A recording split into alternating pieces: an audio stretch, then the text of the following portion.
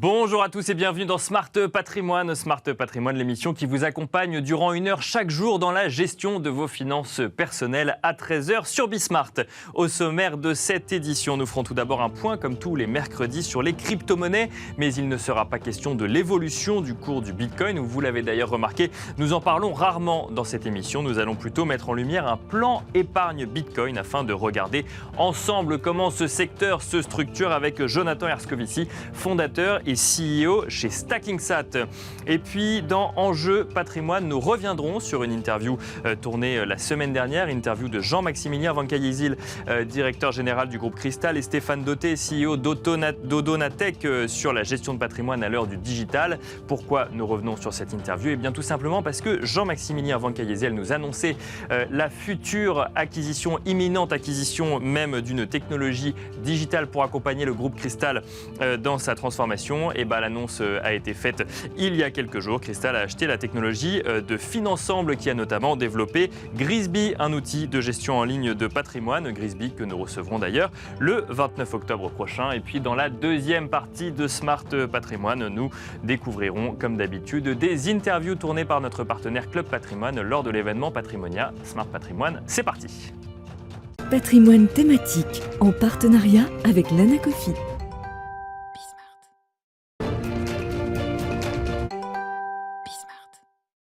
Et c'est parti pour Patrimoine thématique, un patrimoine thématique consacré comme tous les mercredis aux crypto-monnaies et au secteur des crypto-actifs.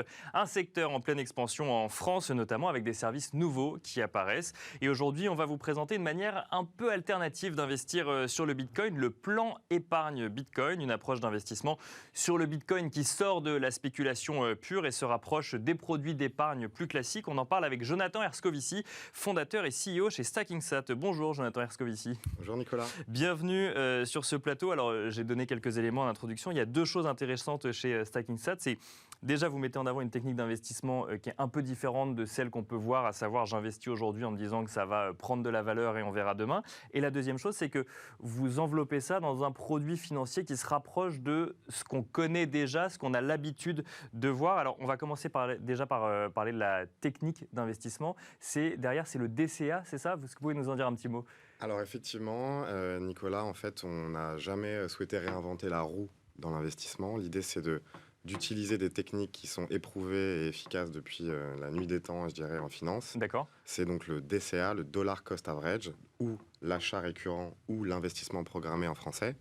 Donc c'est tout simplement une méthode qui consiste à épargner une quantité fixe à intervalles réguliers, donc soit à la semaine ou au mois, pour s'exposer à long terme sur une classe d'actifs. Donc on prend un montant qu'on investit tous les mois sur ou toutes les semaines, ou tous les jours, ou tous les 2 mois sur son plan épargne Bitcoin. Et ça, peu importe en fait l'évolution du cours du sous-jacent, en l'occurrence du Bitcoin. Exactement. Donc, alors, StackingSat a choisi 2 fréquences, donc soit à la semaine, soit au mois. D'accord. Effectivement, après, on peut suroptimiser à la minute.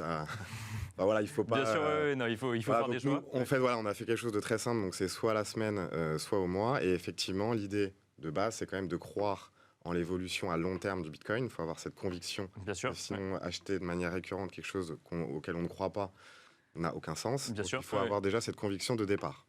Une fois qu'on a cette conviction de départ, l'idée, c'est d'investir à long terme sur cette classe d'actifs.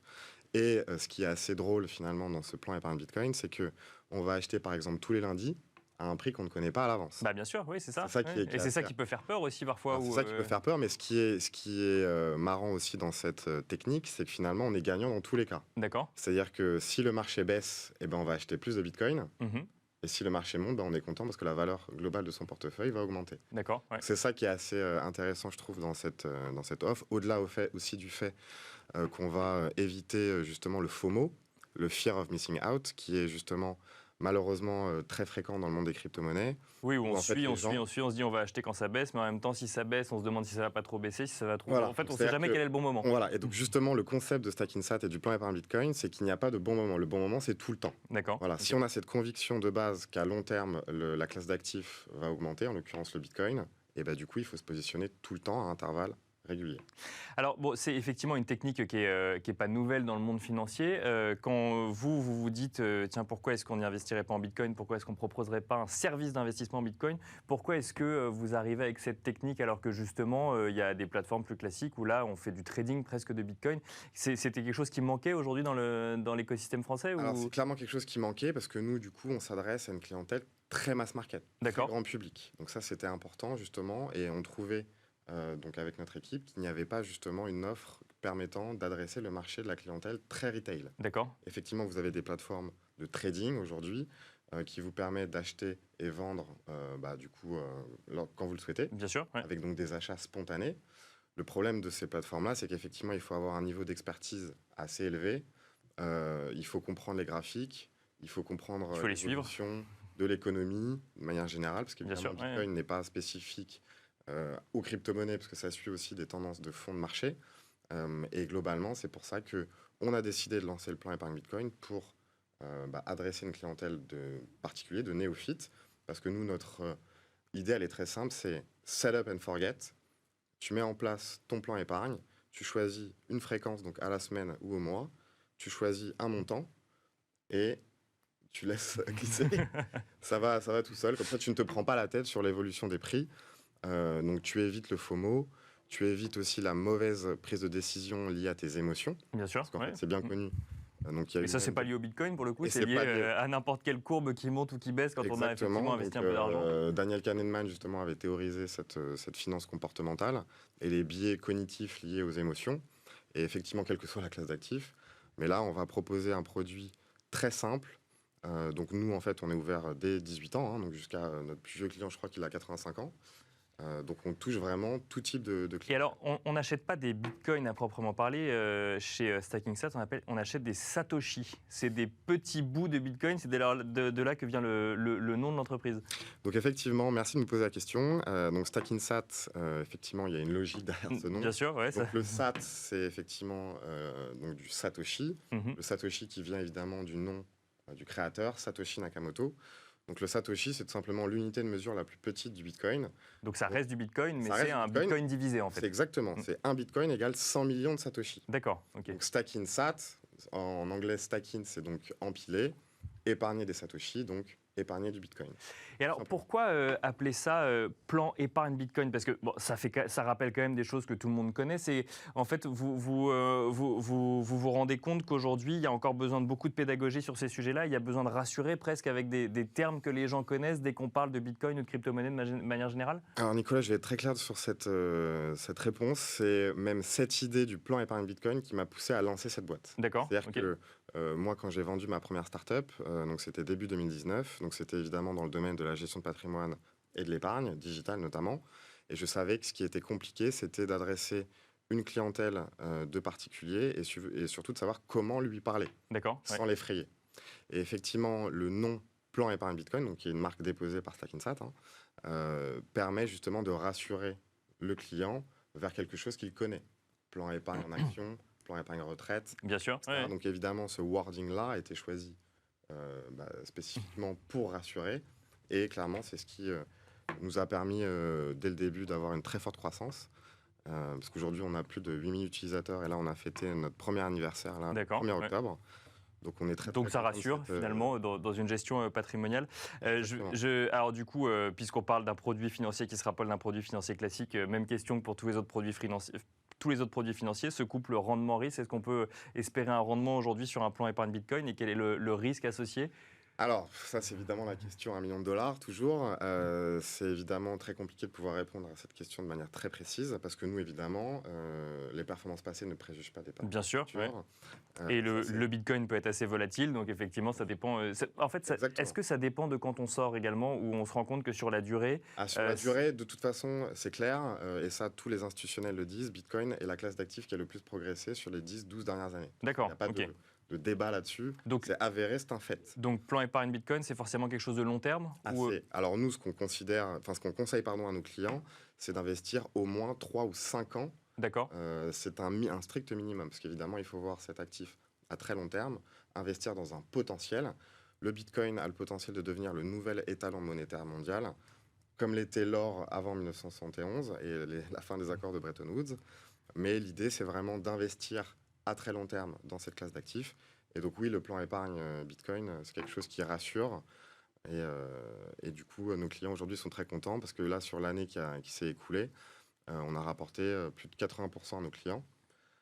Sur les 12 derniers mois, parce que nous, on a fêté notre premier anniversaire. Donc oui, c'est ça, c'est une société qui est assez récente. Alors là-bas, on parle de rendement assez impressionnant donc sur une année. Le risque associé, c'est que demain, le Bitcoin se casse la figure ou évidemment qu'il y a toujours un risque, mais justement, c'est tout le principe du plan épargne Bitcoin et surtout d'avoir une vision à long terme de son investissement, c'est effectivement de lisser son investissement en investissant tous les jours, à intervalles réguliers, donc à la semaine ou au mois, pour lisser son investissement et espérer un gain et du coup une plus-value à long terme. Alors, bon, je reviens sur cette histoire d'étalons Bitcoin. On en reparlera plus tard dans l'émission. C'est une idée qui est défendue par plusieurs économistes, en tout cas, qui disent qu'il y a toutes les mêmes propriétés que ce que pouvait avoir l'or. Mais on fera une émission spécifique sur le sujet. On ne va pas en parler aujourd'hui. Là, du coup, on parle d'une manière d'investir un peu différente sur le Bitcoin. Vous dites que vous êtes très mass market, très retail. Les épargnants, quand ils travaillent sur leur gestion de patrimoine, quand ils vont voir des conseillers en gestion de patrimoine, c'est une approche qu'ils connaissent, une approche où il faut de la pédagogie. Ça reste quand même ciblé sur des gens qui s'y connaissent un petit peu sur Bitcoin, ou demain, on n'y connaît rien, mais on a vu notre cousin, notre meilleur ami, notre femme qui s'y est mis au Bitcoin. Et donc, on se dit, tiens, finalement, ça me rassure suffisamment pour y aller. Donc là, nous, si je reformule un petit peu ta question, c'est quels sont les canaux de distribution. C'est-à-dire que nous, effectivement, on a une approche en direct où les gens, de par le fait que Bitcoin a été médiatisé, avec l'énorme bull run et l'énorme hausse du Bitcoin là, sur la fin de l'année dernière. Donc il y a eu énormément de notoriété autour de cette classe d'actifs. Donc les gens, naturellement, se sont renseignés. Ils regardent, Google, bien sûr. Oui. Et effectivement, c'est comme ça que les gens ont entendu parler de nous. Après, on a eu pas mal d'articles dans la presse, etc. Ce qui fait que ça a été l'audience assez naturelle liée en fait à la notoriété du Bitcoin. Ensuite, on a nos clients qui vont parrainer leur entourage. Bien sûr, oui. Donc, leurs parents, leurs potes. Enfin bref, l'idée c'est d'inciter, d'avoir des ambassadeurs de notre marque. Et enfin, et ça c'est un canal de distribution qui est très intéressant pour nous, c'est justement les conseillers en gestion de patrimoine. D'accord. Vous travaillez avec les conseillers en gestion de patrimoine ? On travaille avec les conseillers en gestion de patrimoine. Depuis justement cette fameuse hausse du Bitcoin, et en fait la clientèle des CGP, tout simplement à demander à leur conseiller en gestion de patrimoine de savoir s'il fallait investir, comment investir. Et là, le CGP en général, il n'est pas forcément compétent, il n'a pas forcément l'expertise. Et justement, plutôt que de faire n'importe quoi ou de conseiller n'importe quoi à ses clients, en fait, il va travailler avec des plateformes comme les nôtres. Et nous, spécifiquement, on a créé un outil qui permet de proposer notre plateforme en marque grise. Donc, c'est-à-dire que le CGP va pouvoir mettre sa marque. Donc, il y aura évidemment le Powered by Stack Insat, parce que du coup, bien sûr, oui. On n'a pas du tout parlé de réglementation, mais évidemment, la réglementation est très importante dans notre business. Donc nous, on est détenteur du statut PSAN, bien sûr, oui. Prestataire de services. On en a parlé dans cette émission plusieurs fois, effectivement. Oui. Et effectivement, l'idée, c'est pour le CGP de capitaliser sur ce statut. Donc lui, il va nous apporter de la clientèle, donc c'est tout simplement un apporteur d'affaires, et on va se partager la marge.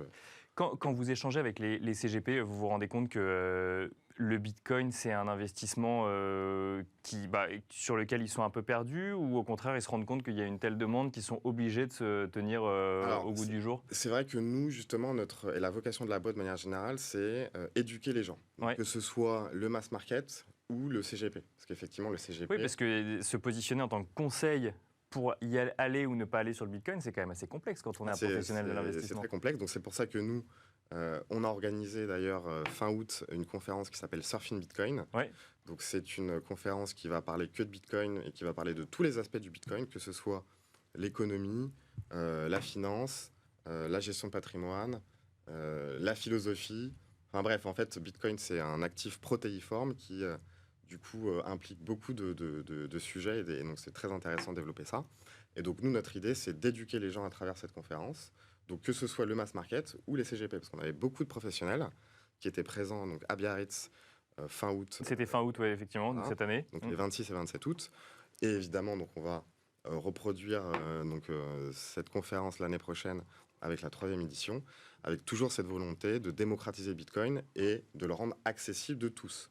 Encore une fois, que ce soit le retail ou les professionnels qui ont besoin de formation et qui ont besoin d'être éduqués, surtout pour sortir des idées reçues, parce que malheureusement, les médias traditionnels bombardent Bitcoin sur des idées reçues qui sont totalement fausses. Donc après, je ne sais pas si on aura le temps d'y revenir, mais tout ce qui est consommation d'énergie, etc., financement du terrorisme, tout ça sont des bêtises véhiculées par les médias traditionnels qu'on essaie justement de contredire avec des arguments dans une étayés. conférence, du coup, avec un nom assez imagé, Surfing Bitcoin, ça fait quand même rêver, effectivement, quand c'est à la fin de l'été, donc 3e édition l'année prochaine, pour le coup. Exactement. Merci beaucoup, Jonathan Herscovici nous a présenté cette manière d'investir un peu différente sur le Bitcoin, enfin différente, en tout cas qui permet d'étaler un petit peu ces investissements. Je rappelle que vous êtes fondateur et CEO de StackingSat, et puis vous reviendrez nous parler de Surfing Bitcoin pour avant la 3e édition. Merci beaucoup. Avec grand plaisir. Et on se retrouve, nous, dans Enjeu Patrimoine. Et c'est parti à présent pour Enjeu Patrimoine, un enjeu patrimoine qui va s'intéresser aujourd'hui aux problématiques du digital dans le secteur, donc de la gestion de patrimoine. Nous allons parler des solutions qui touchent directement les épargnants, mais aussi de celles qui impactent les CGP dans leur travail au quotidien. Pour en parler, j'ai le plaisir de recevoir Jean-Maximilien Vancayezel, le directeur général du groupe Cristal. Bonjour Jean-Maximilien Vancayezel, bienvenue sur ce plateau. Alors Cristal, pour ceux qui ne connaîtraient pas encore, mais ils sont rares dans ce secteur, c'est un des grands noms de la gestion de patrimoine en France, avec 3 milliards d'euros d'encours sous gestion, je crois. 5 maintenant, parce que le projet Victoire, c'est ça, parce qu'effectivement, vous êtes en négociation exclusive avec les cabinets de gestion de patrimoine du projet Victoire. C'est fait. Ils sont embarqués. C'est fait depuis le mois de juillet. C'est fait depuis le mois de juillet. Ils sont embarqués.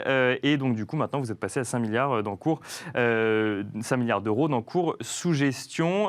Ça fait de vous, aujourd'hui, je crois, le leader sur le marché français ? Oui, on se bagarre à quelques-uns pour avoir la place de leader. Après, il y a les actifs, mais il y a aussi notre positionnement dans le monde. Nous avons des cabinets à travers le monde et en France, donc 20 agences en France, 11 représentations dans le monde. Donc, on peut aussi regarder...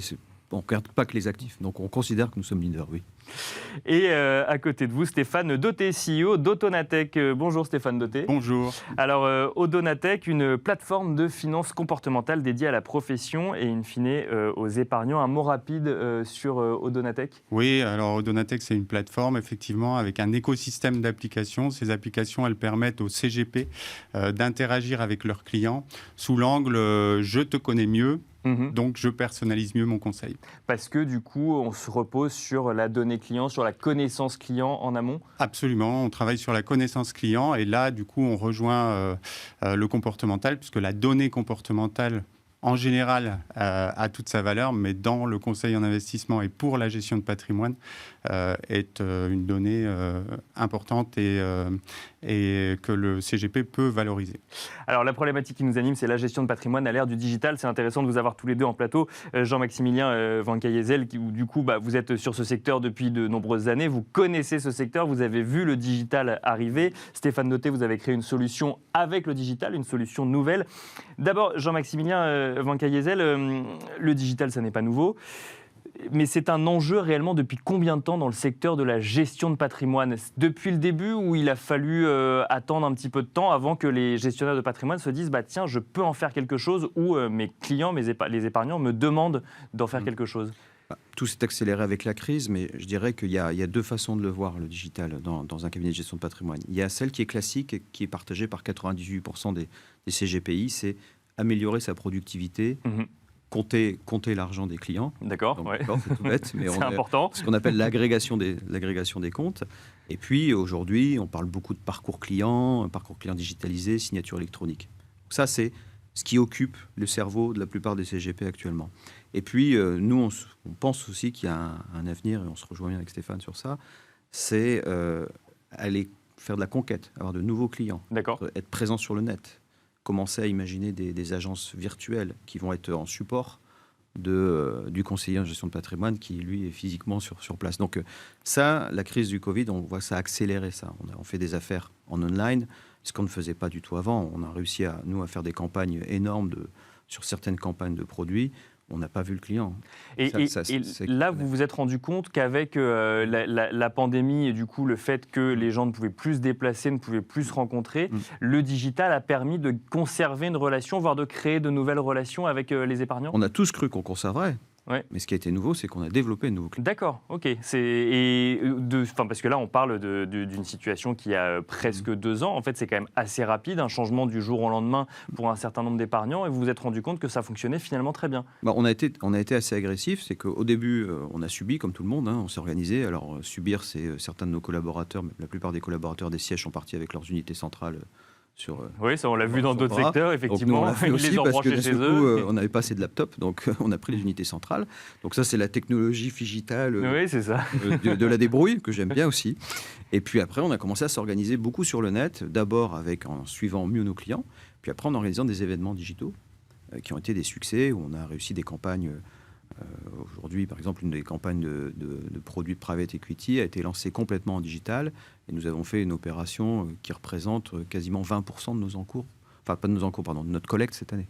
Pour vous dire que la nouvelle clientèle qui arrive par des canaux de webinaires, très professionnels, très ciblés, nous amène une nouvelle clientèle qu'on ne touchait pas et d'accélération de cette clientèle. Mais alors c'est amusant de se rendre compte que ça fonctionne et que ça fonctionne aussi bien, alors que jusqu'alors on avait l'impression que c'était avant tout un métier de contact, un métier dans un bureau fermé où on était sûr qu'on ne racontait ou on ne parlait de son patrimoine qu'à une personne de confiance en face de soi. Là, du coup finalement c'est quoi? C'est des personnes plus jeunes, des personnes plus actives sur le digital ou même pas forcément? En fait c'est juste qu'ils étaient prêts mais qu'on n'avait pas envisagé cette solution-là. La crise a été un formidable accélérateur. Pendant les premières parties du confinement, beaucoup de gens ont développé du temps pour pouvoir cultiver et gérer. Et accumuler un peu d'épargne aussi. Oui, mais enfin, ce dont je parle, ils l'avaient déjà accumulé, mais ils ont eu du temps. Et en fin de compte, il y a toujours les êtres humains.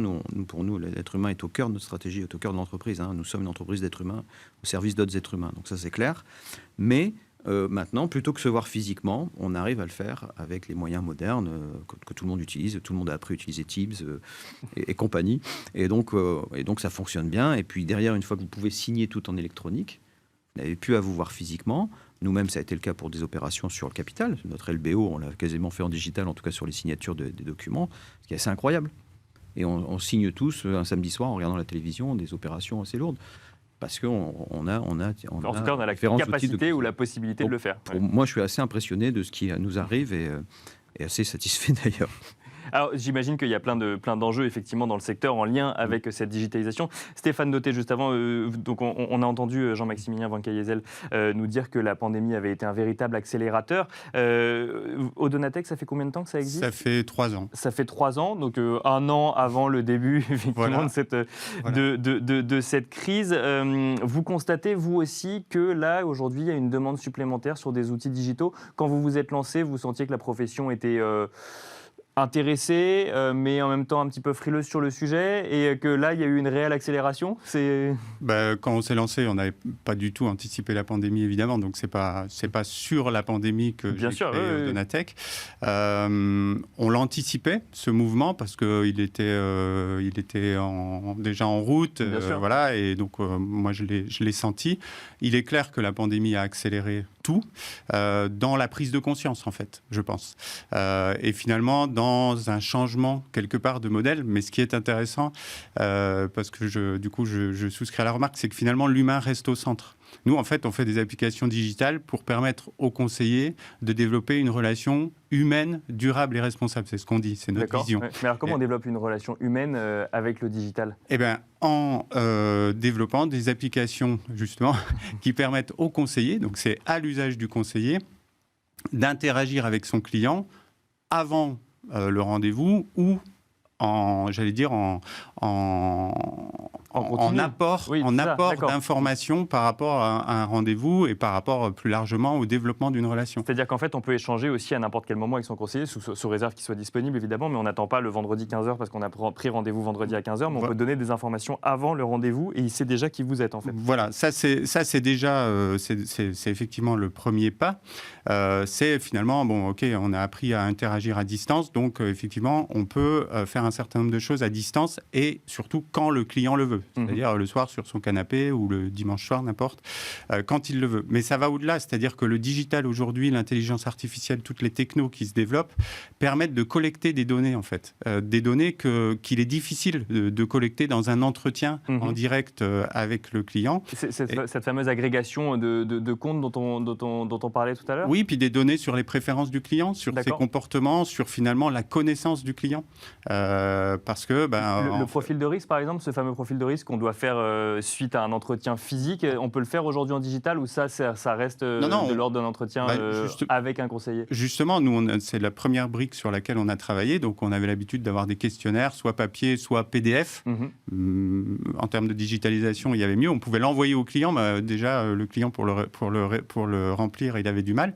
Donc, on a travaillé effectivement sur la gamification, donc avoir des choses beaucoup plus abordables par les investisseurs, par les épargnants. Et alors, les épargnants. Ça, c'est effectivement, quand on va sur votre site, la gamification, c'est quelque chose qui est mis en avant. Et alors, moi, j'ai fait un parallèle tout de suite avec les crypto-monnaies. Alors, c'est deux choses totalement différentes. On ne parle pas du conseil d'investissement ou non, mais on a vu fleurir des sites qui proposaient des investissements en crypto-monnaie, qui axaient énormément sur la gamification, à se demander si aujourd'hui, quand on veut réfléchir à ces investissements, on n'est pas obligé de prendre la même stratégie marketing, finalement, de dire il faut que ce soit sympathique, finalement, de réfléchir à ces investissements. Oui, alors je pense que ça va bien au-delà de la stratégie marketing. Le sujet, me semble-t-il, c'est l'éducation financière, en fait. Parce que le conseil d'investissement, c'est vraiment technique.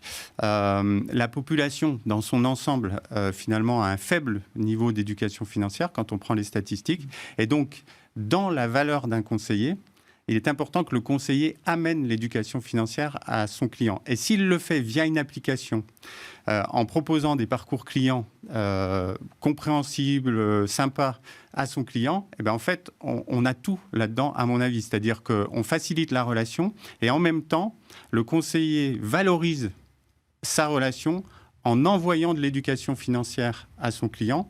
Et puis, si on veut prendre un chapeau encore plus grand d'impact sur la société, améliorer l'éducation financière des gens, finalement, c'est une bonne mission. C'est une bonne mission. Jean-Maximilien Van Cayezel, ce sujet de la gamification, c'est quelque chose que vous regardez aussi. Est-ce que c'est... On pourrait croire, si on reste dans des idées reçues, que c'est à l'inverse de la relation qu'on veut avoir avec son conseiller, quelqu'un de sérieux qui gère notre argent et qui, du coup, fait ça de manière sérieuse et pragmatique.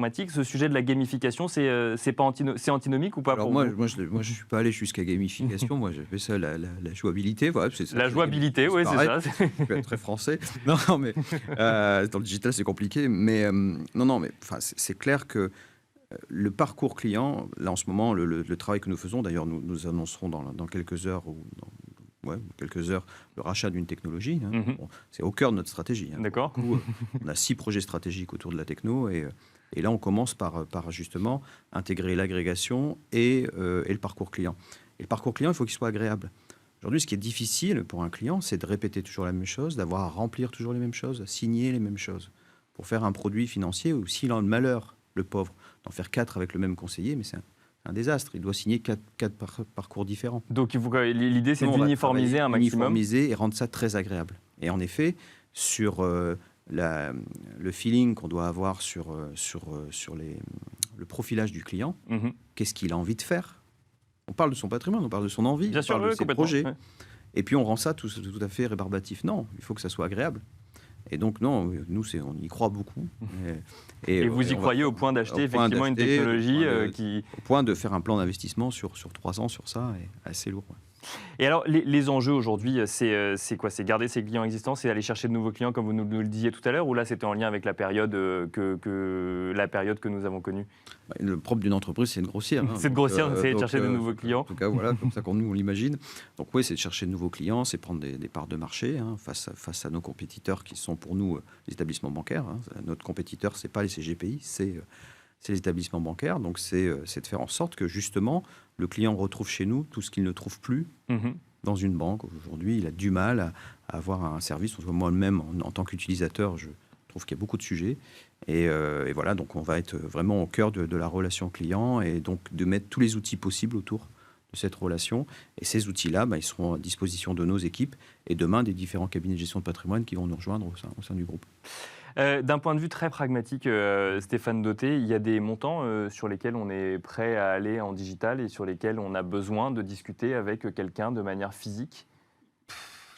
La vie d'un professionnel du digital et ensuite la vie d'un professionnel en fait, la vie d'un professionnel du digital, c'est, à la limite, c'est la vie de quelqu'un qui travaille sur le comportemental. Je pense que ça dépend. D'accord. Okay. C'est pas une réponse en soi, mais en fait, c'est pas un problème de montant d'argent. Ça dépend finalement des préférences de l'utilisateur. Il y a des gens qui vont pouvoir acheter une voiture sur Internet sans la voir, et des gens, ils pourront jamais. Il faudra qu'ils aillent dans la concession, qu'ils aillent l'essayer, etc.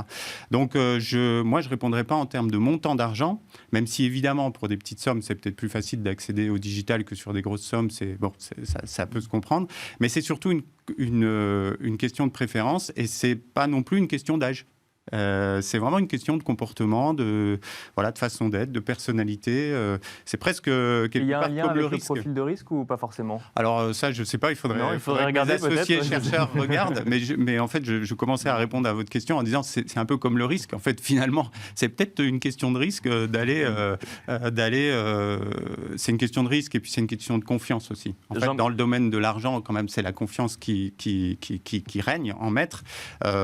Et en ce sens, le conseiller est quand même une bonne réassurance. Jean-Maximilien Van Cayezel, on va finir, là il nous reste quelques secondes. Vous constatez vous aussi pareil qu'il y a, que ça dépend finalement sur les montants, qu'on peut aller chercher des montants très élevés qu'on aurait imaginé, ou on reste sur des investissements ou des placements plus réduits quand on parle de digital? Non, la crise a obligé même des gros montants à être discutés online, donc il n'y a pas de limite sur ça. Après, en effet, moi je pense que c'est un mélange des deux. Il faut que le client puisse avoir une fluidité dans la relation donc avec les outils modernes et de temps en temps un bon rendez-vous avec une bonne table, c'est très bien aussi. Ça se digitalise pas encore. Ça ne digitalise pas encore. Merci beaucoup Jean-Maximilien Van Cayezel, directeur général du groupe Cristal, et merci Stéphane Dauté, CEO d'Odonatech. Merci à vous également de nous avoir suivis. On espère que vous avez compris comment la gestion de patrimoine évolue à l'ère du digital. On se retrouve tout de suite pour la deuxième partie de Smart Patrimoine.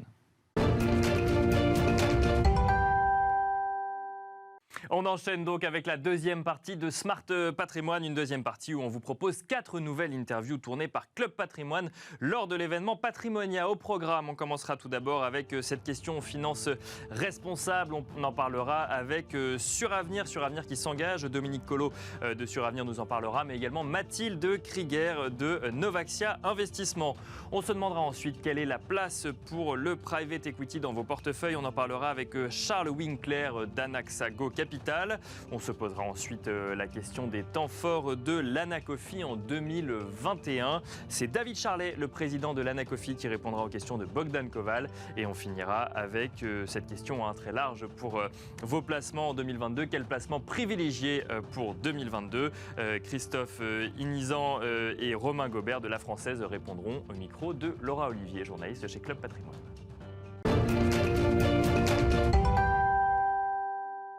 Finance responsable, Suravenir s'engage, c'est le thème de cette première interview menée par Bogdan Koval, directeur de la rédaction de Club Patrimoine, qui interviewe Dominique Collot de chez Suravenir et Mathilde Krieger de Novaxia Investissement. Bonjour, alors est-ce qu'on peut être assureur et responsable? Réponse sur ce plateau avec mes deux invités, Mathilde Krieger et Dominique Collot. Mesdames, bonjour. Bonjour Bogdan. Merci à vous d'avoir accepté de venir en plateau. Alors Dominique, la première question est pour vous. Est-ce qu'on peut vraiment être assureur et responsable? Oui, j'espère. En effet, chez nous, chez Suravenir, en tout cas, être assureur et responsable, c'est être engagé. Engagé pour toutes ses parties prenantes, engagé pour ses clients, bien entendu, mais engagé vis-à-vis des sociétés de gestion avec qui on travaille, engagé vis-à-vis de nos distributeurs.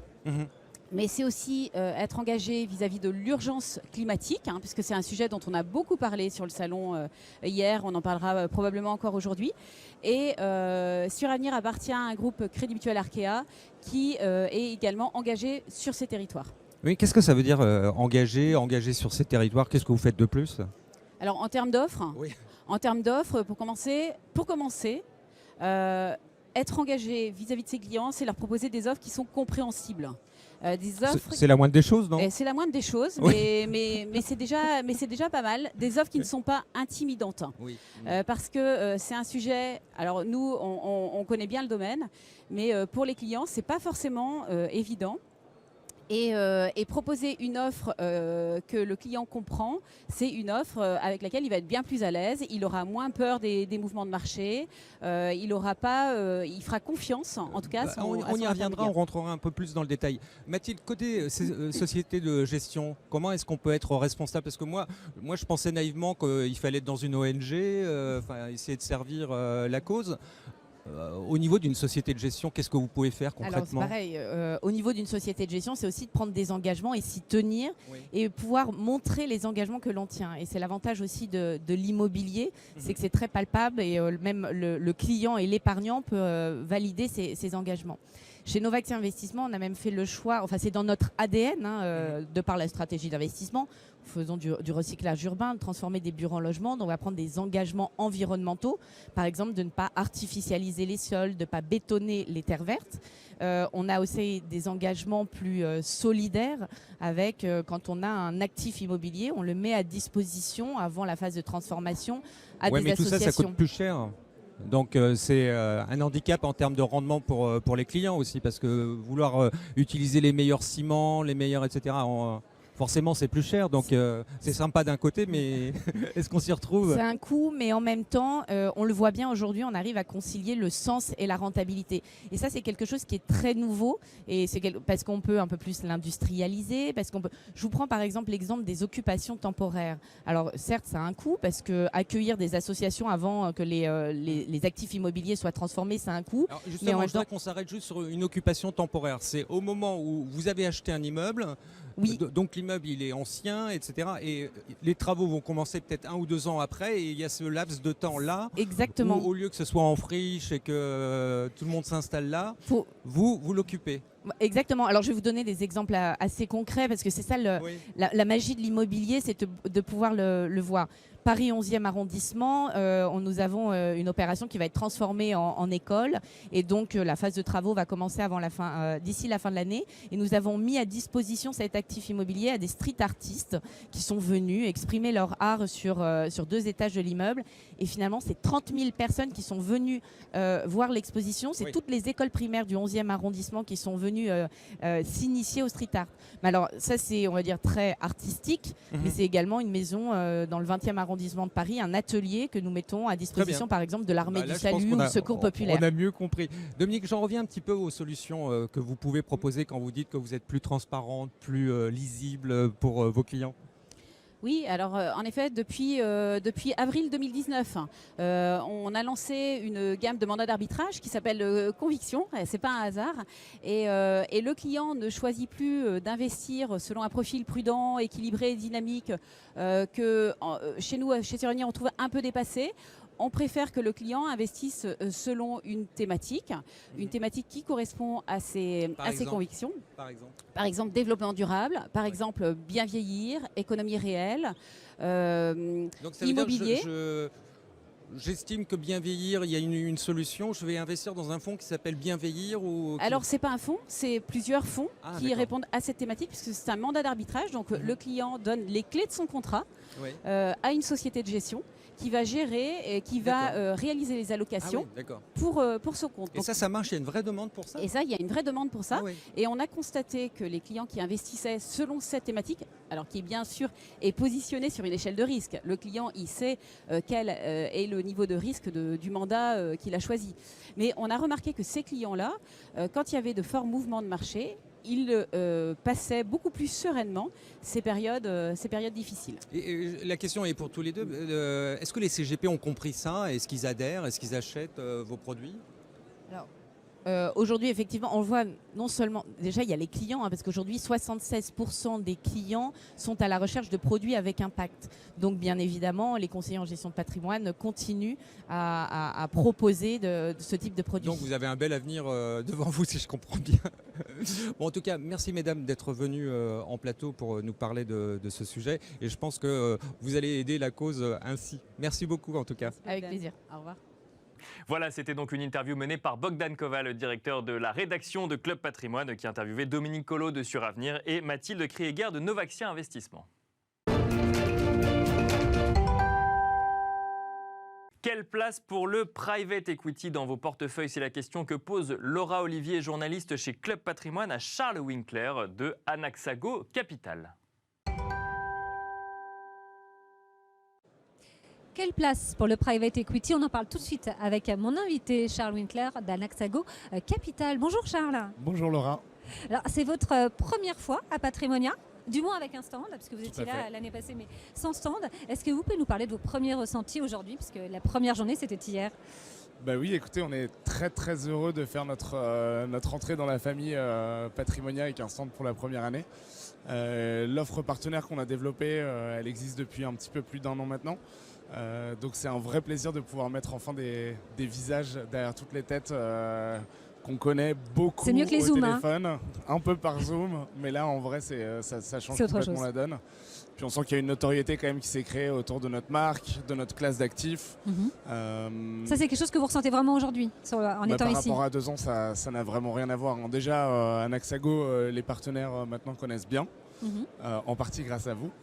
Merci. Oui, parce que c'est vrai que je ne l'ai pas rappelé, mais Anaxago, c'est quand même 2 actifs. Immobilier, private equity.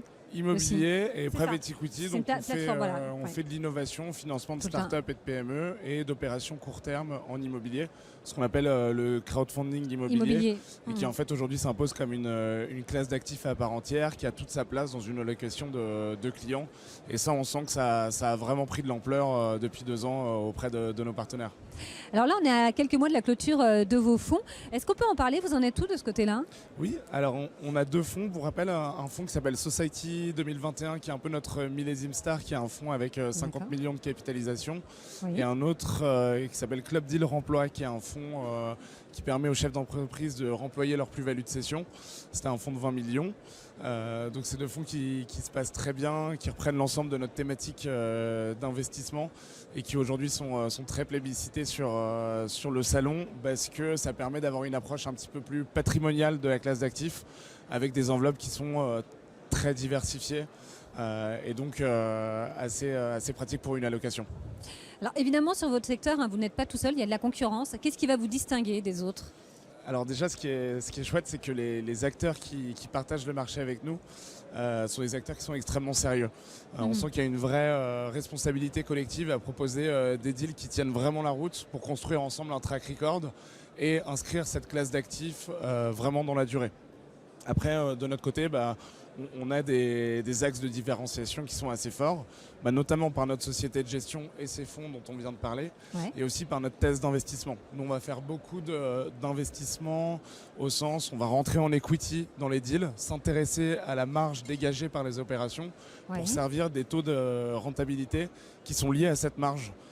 Pour nos investisseurs. Donc ça me permet de booster un petit peu les TRI, là où le financement classique, dette, mezzanine, sera en taux fixe avec un petit peu moins de volatilité, un petit peu moins de surprise. Ok, on peut parler de rendement?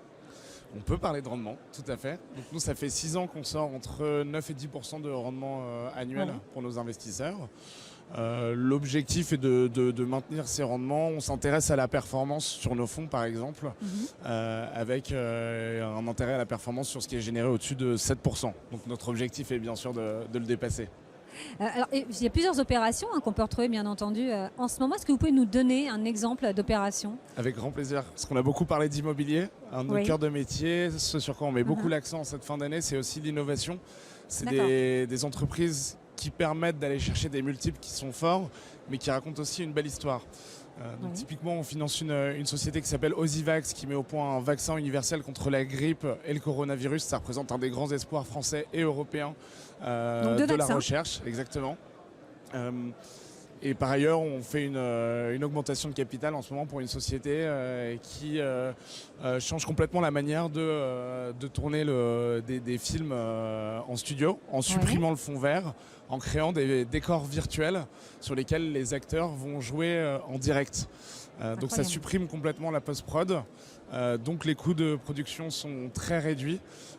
Et ça, c'est quelque chose qui est très recherché dans l'industrie aujourd'hui parce que Netflix, utilisait aussi, Disney ont besoin de produire du contenu. Ah oui, bien sûr. Donc c'est une technique qui est assez révolutionnaire. Et c'est On une des crée équipes... quand même parfois, même pour des films de science-fiction, des décors naturels en dehors du fond vert. Donc là, on remplace décors naturels. Exactement. Et fond Vous vert. pouvez être... donc là, ça va être le plus grand studio de production au monde. C'est à 30 km de Paris. Mais on peut recréer avec des écrans de 18 mètres de haut l'effet d'être sur Mars en live. Donc c'est extrêmement prometteur. Ils sont en discussion officielle avec Netflix. Enfin, il y a plein de belles choses. Donc ça, c'est disponible chez nous. Alors là, est-ce qu'on peut faire aussi un petit bilan de cette année écoulée, très rapide, justement, parce que vous croisez les CGP. Donc qu'est-ce qu'ils vous disent aujourd'hui Déjà, ils nous disent enchantés. C'est déjà parce pas qu'on n'a mal. jamais eu l'occasion de se voir de visu. Mais effectivement, il y a un vrai plébiscite, encore une fois, de la classe d'actifs. Pour revenir un peu sur les chiffres, nous, ça va être à peu près 150 millions d'investissements au bas mot, ce qui fait x2 par rapport à l'année dernière, x2 par rapport à l'année d'avant. On est sur des investissements financiers. Et puis en plus, Charles, c'est vrai que vous étiez là depuis les débuts. En plus, vous êtes arrivé il y a quoi, 6 ans, 7 ans. Exactement. Vous êtes chez Je suis Anaxago. arrivé chez Anaxago dans les premiers employés. Donc on a vu un petit peu l'évolution. Et c'est vrai qu'il y a une vraie traction vers cette classe d'actifs qui provient en fait d'un track record qui tient la route depuis des années maintenant. Merci beaucoup Charles d'avoir été avec nous sur le plateau. À bientôt. Voilà, donc une interview signée Laura Olivier, journaliste chez Club Patrimoine, donc avec Charles Winkler d'Anaxago Capital qui répondait à cette question. Quelle place pour le private equity ?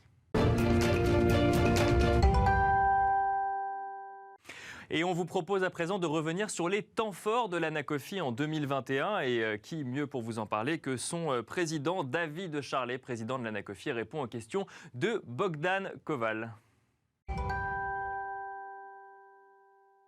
Bonjour et merci de nous retrouver sur le Salon Patrimonia en compagnie de David Charlet, le président de l'Anacofi. David, bonjour. Bonjour. Vous allez bien ? Bien et vous ? 2 mots peut-être sur le salon, votre impression ? Un salon, on l'a vu hier dès la première journée, très, très plein, très rempli, il y a du monde. Donc un salon qui pour nous, association professionnelle, est un peu particulier parce qu'habituellement on y retrouve nos membres qui viennent nous parler sur le stand. On avait un peu perdu l'habitude de voir beaucoup de gens venir pour parler adhésion.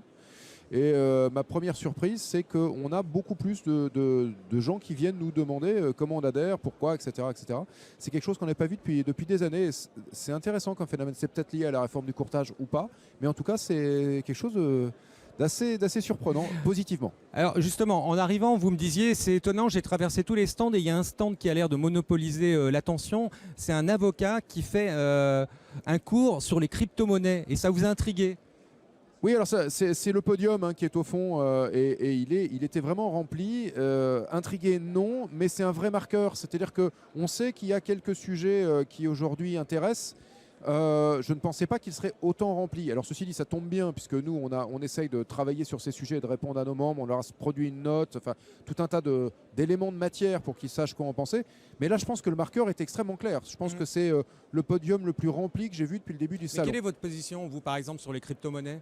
Notre position, pour nous, elle est très simple. Il y a une règle. En France, on est un pays qui n'a pas interdit. Il y a des pays qui ont interdit, d'autres qui ont totalement ouvert. La France, elle est entre les deux. Elle a dit, vous avez le droit, mais il y a des cadres. Donc, à partir de là, notre position à nous, c'est il n'est pas imaginable qu'un client vienne voir un CGP et puis que le CGP lui dise, je suis désolé, vous me posez la question globalement de ce que vous devez faire de votre patrimoine, mais je ne pourrai pas répondre sur la partie crypto. Donc, on ne peut pas le négliger. Donc, après, il y a différents types de crypto. Ceux qui sont définis comme des cryptos quasi financiers, pas de problème, c'est dans la mission classique, pas de problème. Si, mais on aurait besoin de plus de 6 minutes.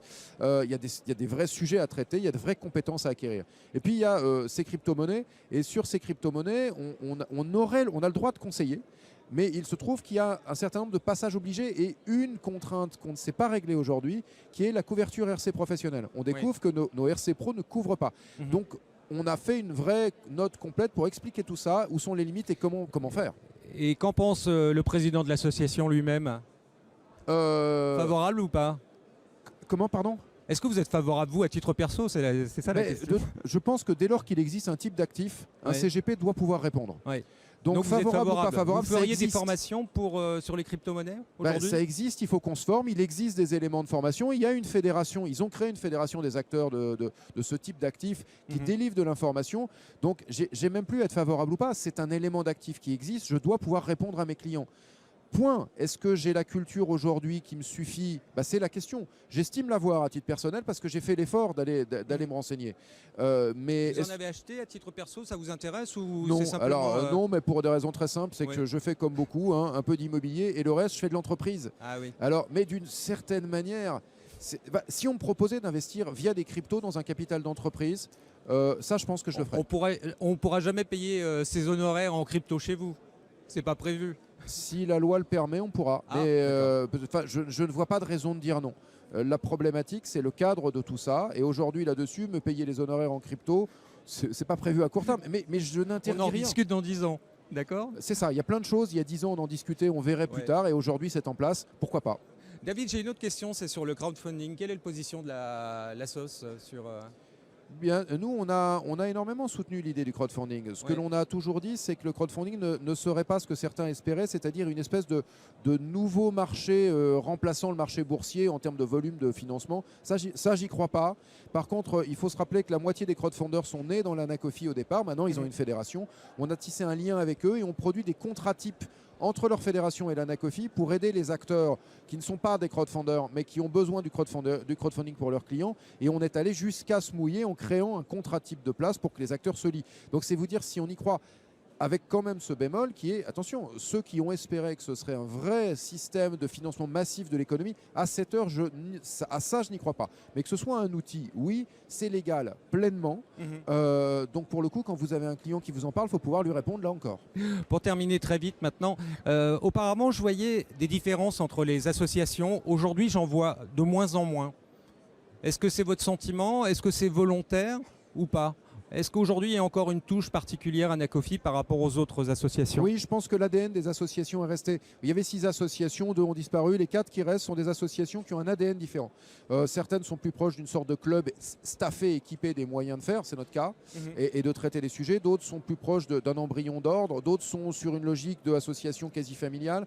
Et puis même quand on nous compare à la CNCEF qui est très proche dans son ADN de l'Anacofi, il y a un historique et une culture de départ des acteurs qui l'ont fondé qui fait qu'il en reste quelque chose. Maintenant, est-ce que les services se rapprochent? Oui et non. Vous disiez que même les documents sont différents. Alors, les documents sont partiellement différents. Les Oui, notes, par ce exemple, qui est normal. quand on parlait de la note sur les cryptos, on n'a pas fait la même. Parce que chacun le traite au moment où il sent que ses adhérents en ont besoin. Les documents sont différents, mais de moins en moins, ça par contre. Alors, les services peuvent rester différents de l'une à l'autre. L'accompagnement des membres est différent. Même notre manière d'animer les régions françaises ne sont pas les mêmes. David, malheureusement l'heure tourne et il va falloir qu'on rende l'antenne. En tout cas, ça m'a fait grand plaisir de vous retrouver sur ce grand salon et je vous laisse continuer parce que je sais que vous êtes très sollicité actuellement. David, merci beaucoup. Merci à vous.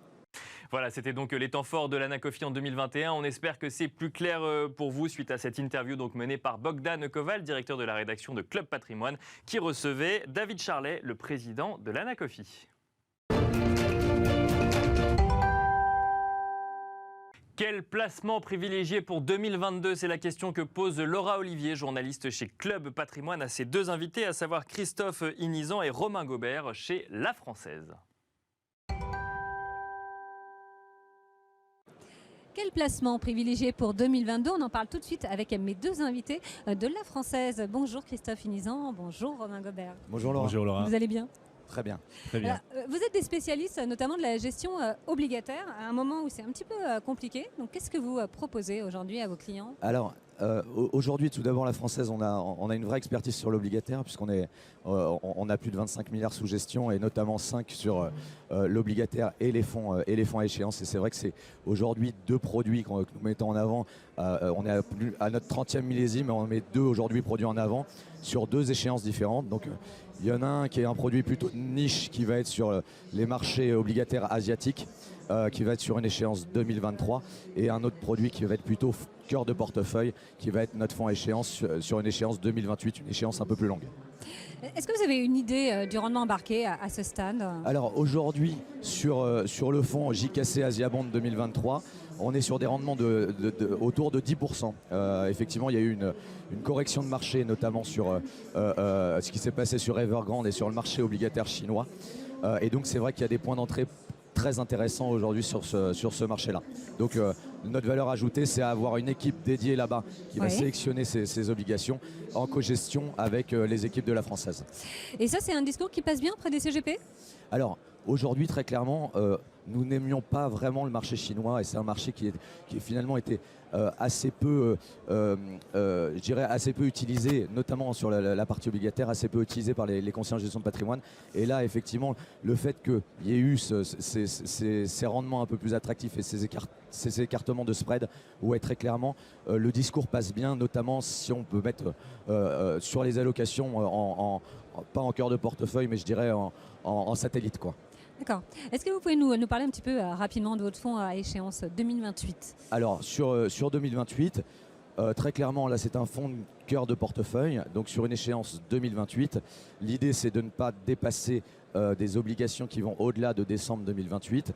Et on a une répartition géographique qui est complètement différente, puisque nous allons être sur un fonds monde avec 40% d'Europe, 40% sur les US et une vingtaine de pourcents sur les émergents pour aller chercher un petit peu de diversité et de rendement. Alors, il n'y a pas que les fonds obligataires, il y a aussi l'immobilier. Et justement, Christophe, vous avez travaillé sur cet actif, qui est un des actifs préférés des Français. J'ai entendu dire que vous aviez plutôt bien collecté.